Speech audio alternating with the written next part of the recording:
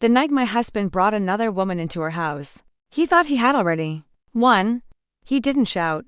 Marcus never shouted. He preferred that quiet tone, the one he used at work when he was about to fire someone. Cold. Final pack a bag, he said, just like that. No explanation. No apology. Just a simple instruction. Pack a bag, he repeated, leaning against the kitchen counter like he was discussing grocery shopping. Behind him stood a woman I had never seen before. Tall. Perfect makeup and the kind of confident smile people wear when they think they're stepping into a better life. She was standing in my living room. Looking around like she was already redecorating it in her head. I slowly put my coffee cup down on the kitchen island. The house was quiet. To quiet, the kind of silence that happens right before something breaks. Marcus, I said carefully. Who is that? The woman stepped forward before he could answer. Oh, she said brightly, extending a hand like we were meeting at a networking event. I'm Vanessa. I didn't shake her hand. Marcus sighed like I was already exhausting him. Vanessa is going to be staying here, he said. Just like that. Staying here, not visiting. Not stopping by. Staying. Vanessa lowered her hand slowly and looked at Marcus. She's not reacting how you said she would. She whispered. Marcus chuckled. She will. Then he turned back to me. You should start packing tonight. I stared at him. Packing?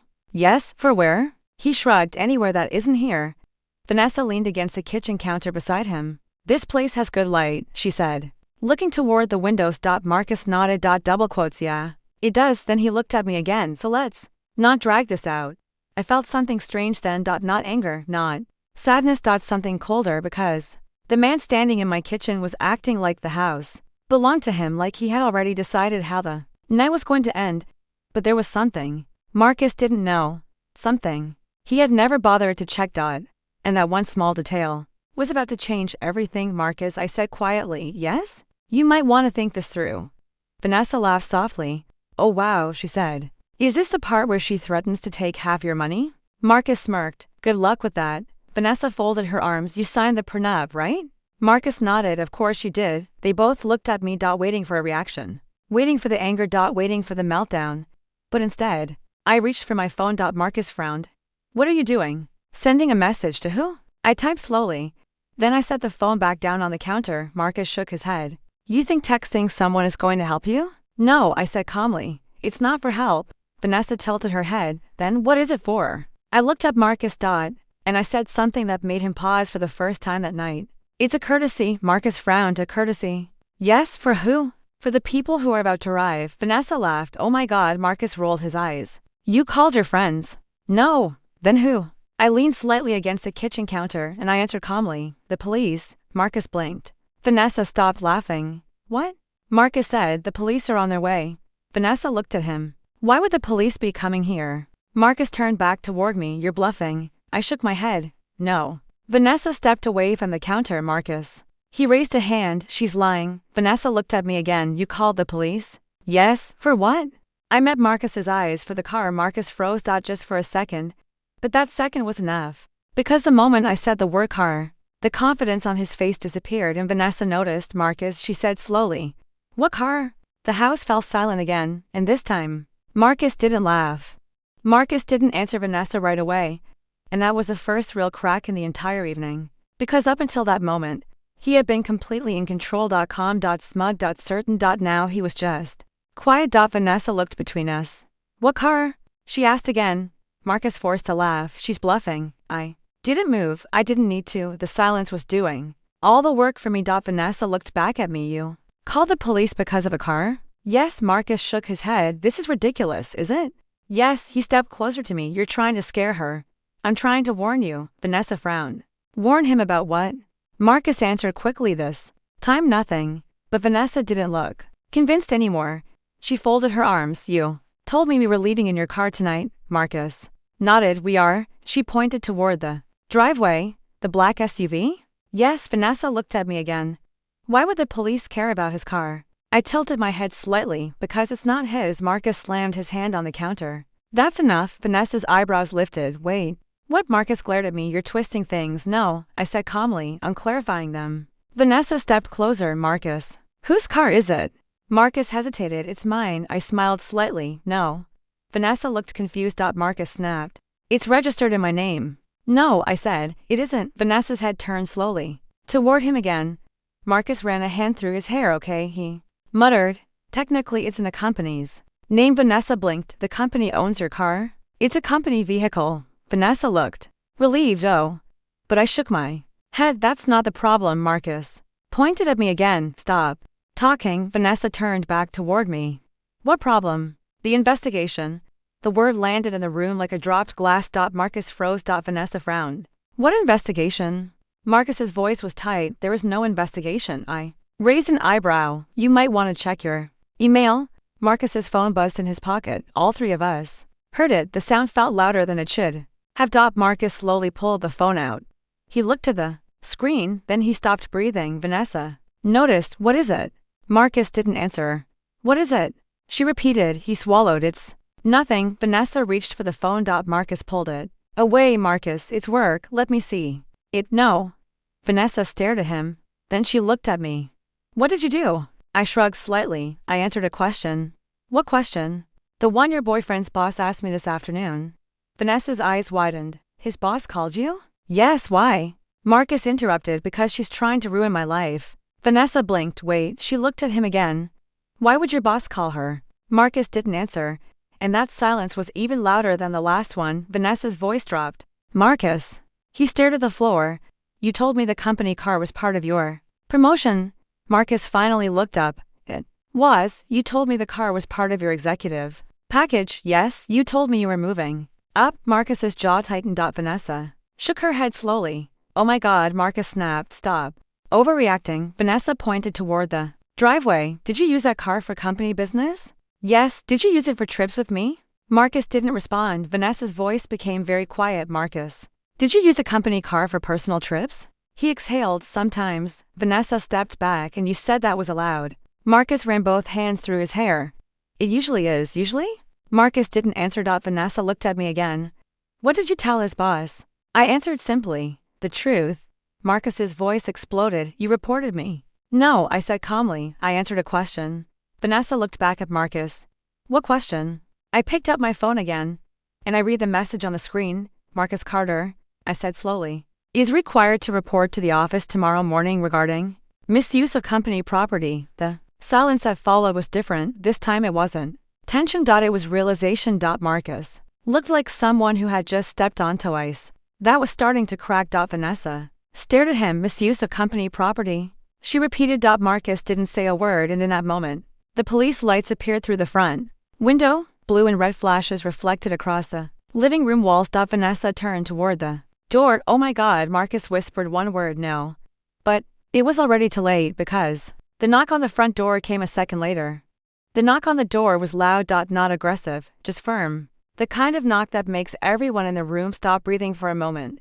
Marcus didn't move. Vanessa looked from the door to him. Marcus, she whispered. He shook his head slowly. This is insane. The knock came again. I walked calmly toward the front door. Behind me I could hear Marcus pacing. You actually called the police? He muttered. Yes. I replied without turning around. For what? He snapped. For the car. Vanessa's voice was small now. Marcus. What car? He didn't answer. I opened the door. Two officers stood on the porch. The red and blue lights from their cruiser painted the street in slow flashes. Good evening. One of them said. Good evening. I replied. Are you the one who called? Yes. What seems to be the issue? I stepped slightly aside so they could see into the house. It's about the company vehicle in the driveway. The officer nodded once. Black SUV? Yes. He glanced toward his partner. Then back at me. Is Marcus Carter here? Behind me. Marcus swore under his breath. Vanessa turned toward him again. You didn't say the police were looking for you, she said. Marcus forced a laugh. They're not, but the officer had already stepped inside. Mr. Carter? He said. Marcus straightened his posture. Yes. The officer looked at him calmly. We need to speak with you regarding a report from Carter Technologies. Marcus's jaw tightened. What report? The officer pulled a small notepad from his pocket. Misuse of company property and unauthorized personal use of a corporate vehicle. Vanessa's head slowly turned toward Marcus. You said that was allowed, she whispered. Marcus ignored her. This is a misunderstanding, he said to the officer. We can discuss that, the officer replied. But we need you to step outside for a moment. Marcus laughed again. But there was no confidence left in it. You're serious? Yes, Vanessa stepped back like she was trying to distance herself from the entire situation. Marcus. He turned toward her. Relax. She shook her head slowly. You told me everything was handled. It is. Then why are the police here? Marcus didn't answer. The officer repeated himself. Sir, we need you to step outside. Marcus hesitated for the first time all night. He looked uncertain. Then he walked toward the door. Vanessa followed a few steps behind. The cool night air hit all of us at once. The police cruiser lights were still flashing. Neighbors' windows glowed faintly in the darkness. Marcus stopped near the driveway. The officer pointed toward the SUV. Is that your vehicle? Marcus crossed his arms. It's assigned to me by the company. Yes, the officer said. That's what we understand. So what's the issue? The officer glanced at his partner, then back at Marcus. The company reports that the vehicle was used repeatedly for personal trips that were not authorized. Marcus scoffed. That's ridiculous. The officer wrote something down. Trips to Miami, Napa Valley, Aspen. Vanessa's eyes widened. She looked at Marcus again. You told me those were business trips. Marcus glared at me. You're doing this? I shrugged slightly. I answered questions. Vanessa stepped back again. Marcus, were those actually business trips? He didn't answer. The officer continued. And the company credit card was used for hotel bookings associated with those trips. Vanessa stared at him now. You said you paid for those? Marcus snapped. I was going to. Vanessa shook her head. Oh my God. The officer closed his notebook. Mr. Carter, at this point we just need to document the situation and confirm that the vehicle will not be used again until the company review is complete. Marcus looked stunned. You're taking the car? Yes. The second officer stepped toward the SUV. Vanessa whispered. You lost the car too? Marcus rubbed his face. Just temporary. Vanessa laughed quietly, but it wasn't a happy laugh. Temporary, she repeated. The officer returned the keys. You'll need to leave the vehicle here tonight. Marcus looked like he wanted to argue, but he didn't because some battles are already lost the moment they start. Vanessa turned slowly toward him. Marcus, what? You told me you were about to get promoted. Marcus looked away. You told me you were getting a bigger house. Silence. You told me everything was under control. Marcus finally looked at her. It will be. Vanessa shook her head. No. Marcus frowned. What do you mean no? I mean no.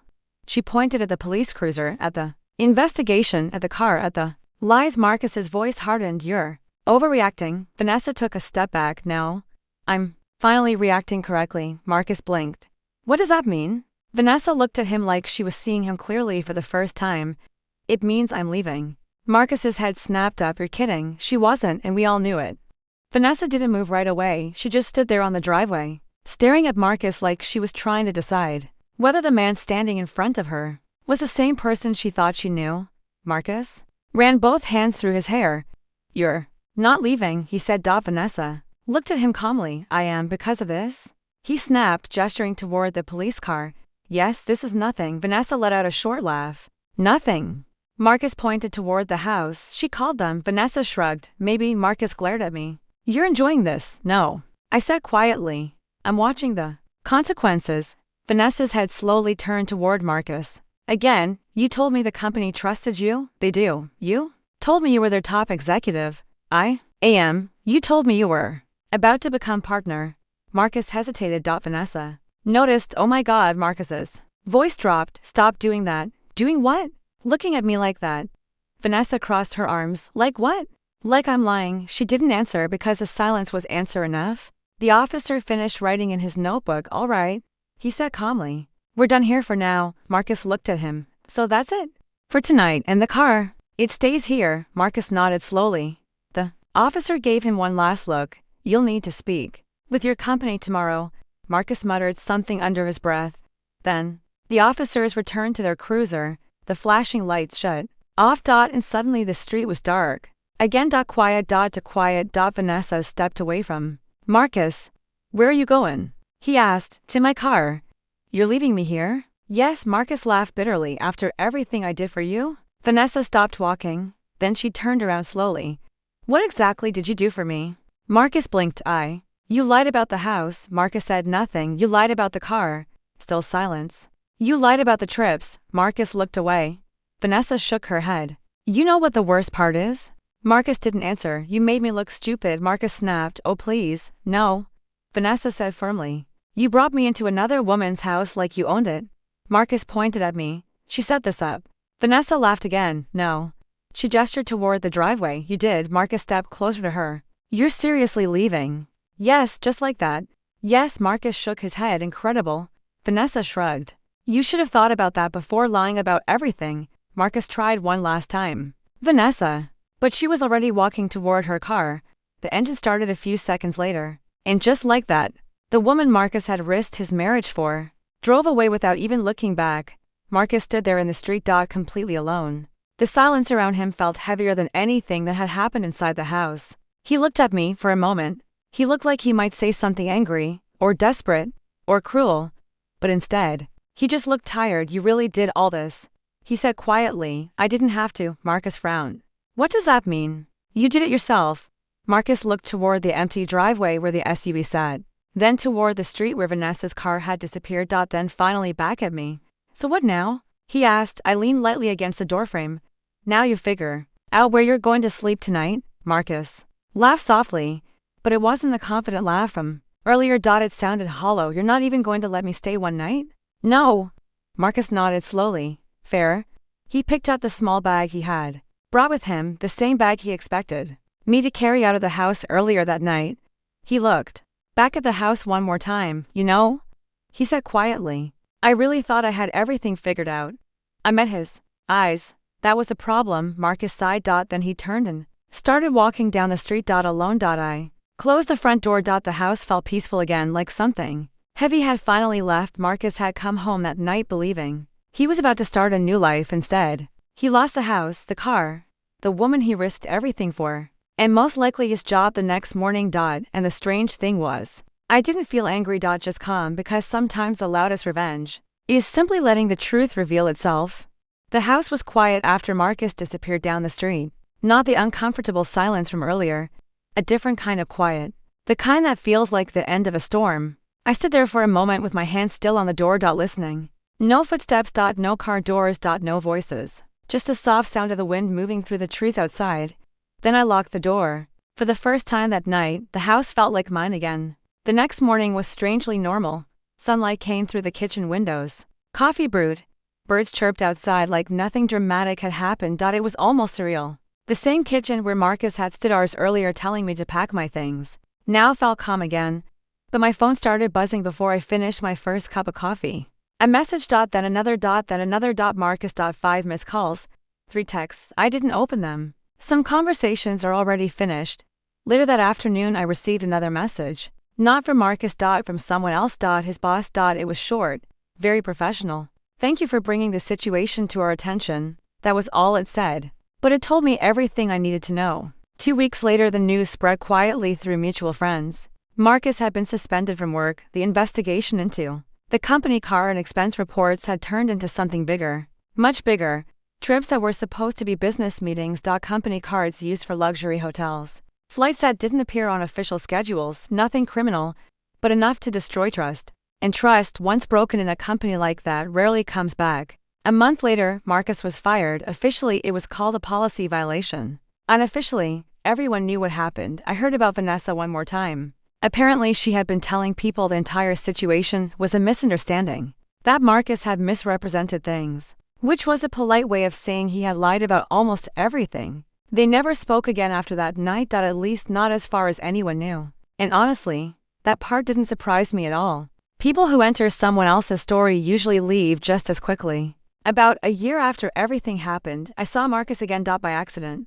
I was leaving a grocery store downtown. He was walking toward the entrance. For a second we both stopped. He looked different. Not older. Just less certain, like life had finally slowed him down. He noticed me at the same moment. Hey, he said quietly. Hey. We stood there awkwardly for a second. Then he said something that surprised me. You were right. I raised an eyebrow. About what? About consequences. I didn't say anything. Marcus looked down at the pavement. I should have handled things differently. Yes, I said. You probably should have. He nodded slowly. I didn't think you'd actually call the police. I almost smiled. I didn't think you'd bring your mistress into my house. Marcus laughed softly.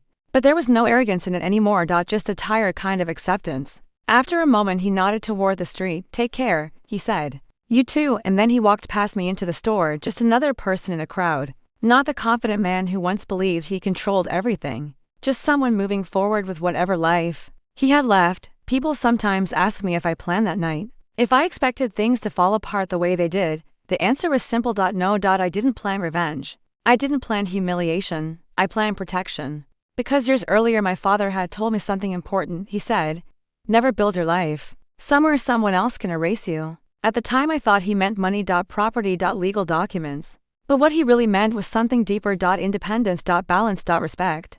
Marcus thought he had everything under control. The house, the relationship, the future. But control built on arrogance doesn't last very long. And sometimes the moment someone thinks they've already won is the moment they start losing. That night Marcus told me to pack my things and leave. He thought he was closing the door on our marriage. What he didn't realize was that the house had never been his to begin with. If you've ever been underestimated, if someone ever treated you like you had no power, remember something simple. Real power doesn't shout. Real power doesn't threaten. Real power simply waits for the truth to arrive, and when it does, everything else falls into place. The house is quiet now, but it's a peaceful kind of quiet. And every time I walk through the front door, I remember the same thing. Marcus thought he was bringing someone new into my house. He just didn't realize he was the one who was leaving.